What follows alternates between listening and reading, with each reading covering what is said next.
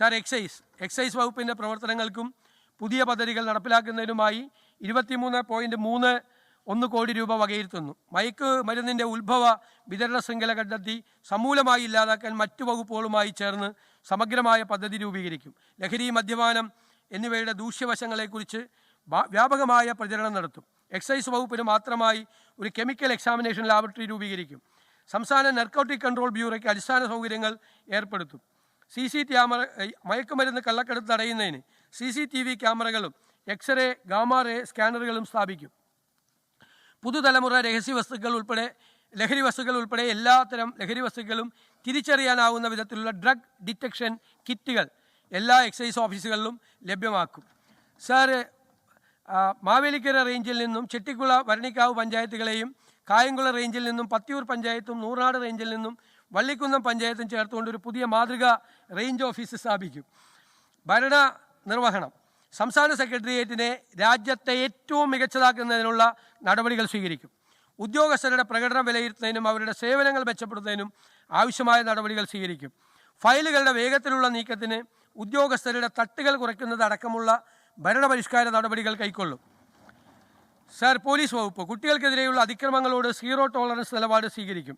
ഇത്തരം കേസുകളിൽ പരാതി അറിയിക്കാൻ രഹസ്യ സ്വഭാവമുള്ള toll free helpline portal എന്നിവ സജ്ജീകരിക്കും. മയക്കുമരുന്ന് വിരുദ്ധ പ്രവർത്തനങ്ങൾ ശക്തിപ്പെടുത്തുന്നതിനായി ANTF, ഡാൻസാഫ്, SOG എന്നീ സംവിധാനങ്ങളിലൂടെ കേരള പോലീസ് പ്രവർത്തനം വിപുലീകരിക്കും. സാർ, വനിതകളെ കൂടുതൽ പോലീസ് സ്റ്റേഷനുകളിൽ സ്റ്റേഷൻ ഓഫീസർമാരായി നിയമിക്കും. സാർ, സ്ത്രീകളും കുട്ടികളും പീഡനത്തിന് വിധേയരായ കേസുകൾ അട്ടിമറിക്കുന്ന ഉദ്യോഗസ്ഥന്മാർക്കെതിരെ, സ്ത്രീകളെ അപമാനിക്കുന്നവർക്കെതിരെ അതിശക്തവും കർശനവുമായ നിയമ നടപടികൾ കൈക്കൊള്ളും. ലഹരി മാഫിയയുടെ വേരറുക്കുക എന്ന ലക്ഷ്യത്തോടെയും സംസ്ഥാന സർക്കാർ നടപ്പിലാക്കി വരുന്ന പദ്ധതിയായ ഓപ്പറേഷൻ തൂഫാന് 10 കോടി രൂപ വകയിരുത്തുന്നു. സ്ത്രീകൾക്കെതിരായുള്ള കുറ്റകൃത്യങ്ങൾ തടയാൻ മകൾക്കൊപ്പം എന്ന പേരിൽ ഒരു പദ്ധതി നടപ്പാക്കും.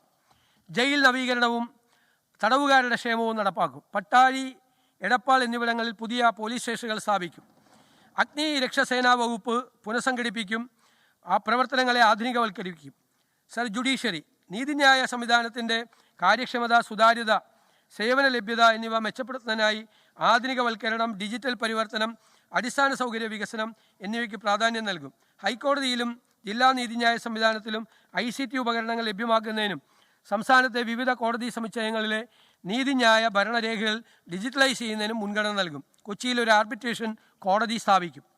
സർവേ വകുപ്പിൻ്റെ വിവിധ പ്രവർത്തനങ്ങൾക്കായി 17.5 കോടി വകയിരുത്തുന്നു. റവന്യൂ വകുപ്പിനായി 76.70 കോടി രൂപ വകയിരുത്തുന്നു. സംസ്ഥാനത്തെ പ്രാദേശിക ഭൂവിനിയോഗ ഭരണ സംവിധാന പ്രവർത്തനങ്ങളെ പിന്തുണയ്ക്കുന്നതിനായി Kerala State Remote Sensing and Environment Centre അന്തർദേശീയ നിലവാരത്തിലുള്ള കേരള ജിയോ സ്പേഷ്യൽ ഗവേണൻസ് പ്ലാറ്റ്ഫോമാക്കി വികസിപ്പിക്കും.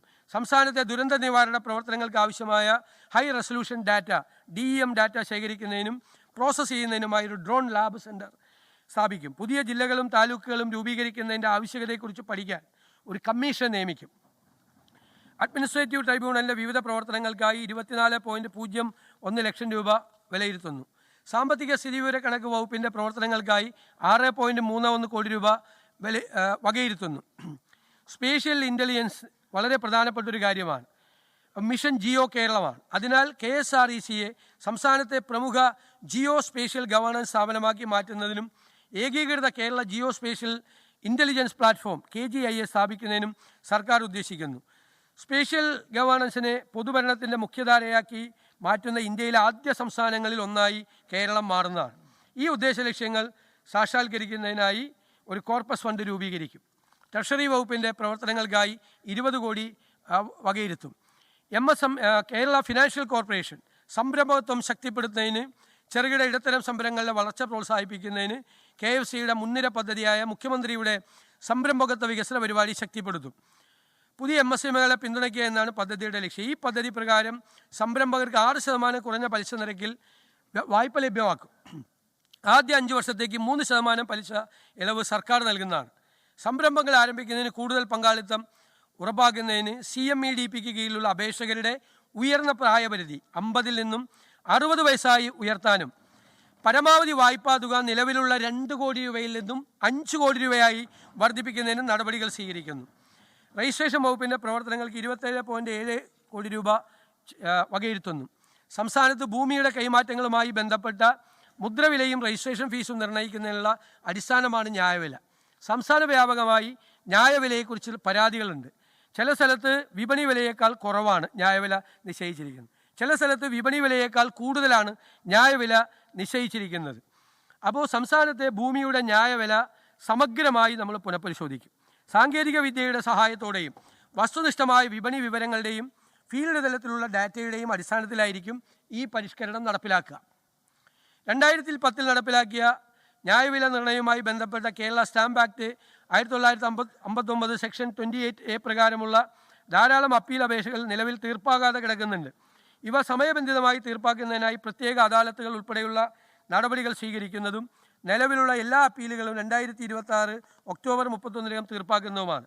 പേപ്പർ രഹിത ഇടപാടുകൾ പ്രോത്സാഹിപ്പിക്കുന്നതിന് വ്യവസായ സൗഹൃദ അന്തരീക്ഷം സൃഷ്ടിക്കുന്നതിനും 1908 രജിസ്ട്രേഷൻ ആക്ട് പ്രകാരം നിർബന്ധമായും രജിസ്റ്റർ ചെയ്യേണ്ടതില്ലാത്ത രേഖകൾക്ക് ഡിജിറ്റൽ സ്റ്റാമ്പിംഗ് സൗകര്യം വിപുലീകരിക്കുന്നതാണ്.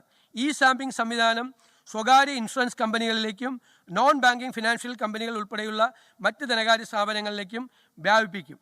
അതുപോലെ സ്റ്റാമ്പ് ആക്ട് 1959 പ്രകാരമുള്ള അണ്ടർ വാല്യൂഷൻ കേസുകളുടെ അന്തിമ ഉത്തരവ് പുറപ്പെടുവിക്കുകയും അപ്പീൽ നടപടികൾ പൂർത്തിയാവുകയും ചെയ്ത ശേഷം നിർണ്ണയിക്കപ്പെട്ട കുടിശ്ശിക മുദ്രവില അടയ്ക്കുന്നതിൽ വീഴ്ച വരുത്തുന്ന പക്ഷം അത്തരം കുടിശ്ശിക ബന്ധപ്പെട്ട ആധാരത്തിലെ വസ്തുവിന്മേലുള്ള ബാധ്യതയായി ചാർജ് ഓൺ പ്രോപ്പർട്ടിയായി കണക്കാക്കുന്നതാണ്.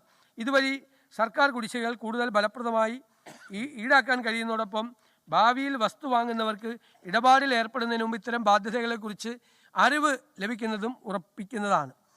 പിന്നെ നമ്മുടെ വെണ്ടർമാരുടെ ഒരു പരാതിയുണ്ട്. ലൈസൻസ് ഉള്ള സ്റ്റാമ്പ് വെണ്ടർമാരുടെ സ്റ്റാമ്പ് പേപ്പർ വിൽപ്പന നടത്തുന്നതിനുള്ള നിലവിലെ 1 ലക്ഷം രൂപ എന്ന പരിധി 3 ലക്ഷം രൂപയാക്കി ഉയർത്തുന്നതാണ്.